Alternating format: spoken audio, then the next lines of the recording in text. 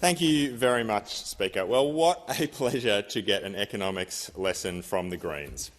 We had an explanation here that apparently the super profits of Australian corporations are, and I quote, robbing Australians, causing inflation and preventing us from investing in pensions, dental and many other virtues. And off he goes, Mr Speaker, because he doesn't want to hear the error of all of his statistics. He referred to the super profits that he would put onto Coles, Deputy Speaker, onto Coles. This is going to fund the pensions. This is going to fund dental in Australia. Well, Deputy Speaker, when you have a super profits tax, that super profits tax sits above profits made at 5% plus the long-term bond rate. Now, the long-term bond rate is around 4%, so that would be a 9% profit margin. And what right now, Deputy Speaker, in the latest accounts, is Coles' profit margin? How far above 9% is it? What would be the enormous amount of revenue that the genius member from the Greens would reap through his super profits tax on Coles? Well, Coles' EBIT margins, Speaker, are 5.3%, less than the threshold. In fact, nearly half the threshold that would qualify for a super profits tax. So the tax that he proposes to put on Coles, Deputy Speaker, would not raise a cent. Robbing Australians, apparently Coles is, through a 5.3% profit margin.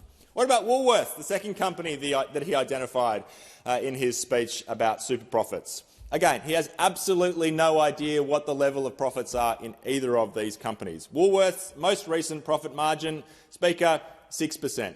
Also below any rate that would qualify for any super profits tax at any level that has ever been contemplated.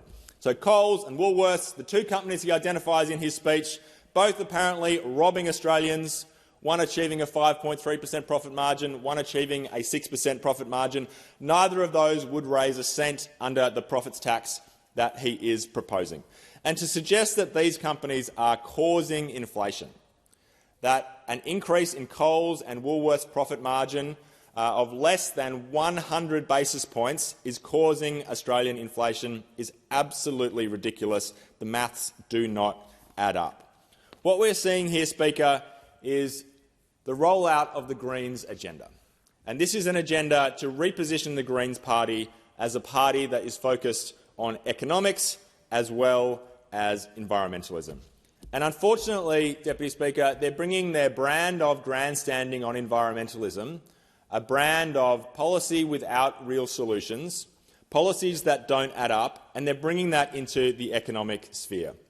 Now, Speaker, I had the misfortune to watch the Greens in action on the most important set of environmental policies that this nation has put forward over the last 2 decades. In 2009, the Greens opposed the carbon pollution reduction scheme. They caused that scheme to go down and began the climate wars that we have lived with ever since. That was an example of the Greens' modus operandi. And that modus operandi isn't to solve problems, because solving problems doesn't actually help their political interests.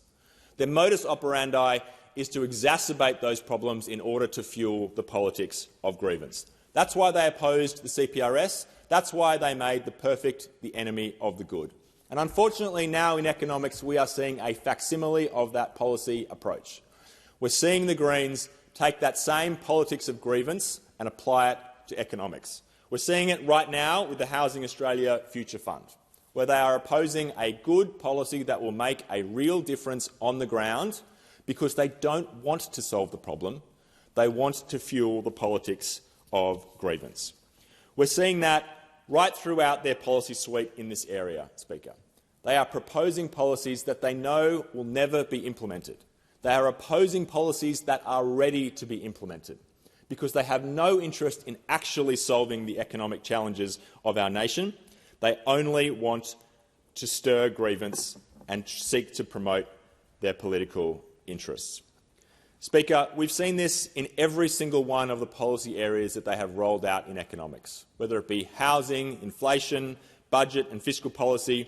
Each time they propose a policy, it becomes more and more ridiculous so that they can create more and more distance between themselves and the government, suggesting policies that they know will never be implemented. The most recent one, their plan for a freeze on rents, rejected by the Governor of the RBA, but still Greens policy because they're not trying to propose real solutions, they're just trying to promote grievance.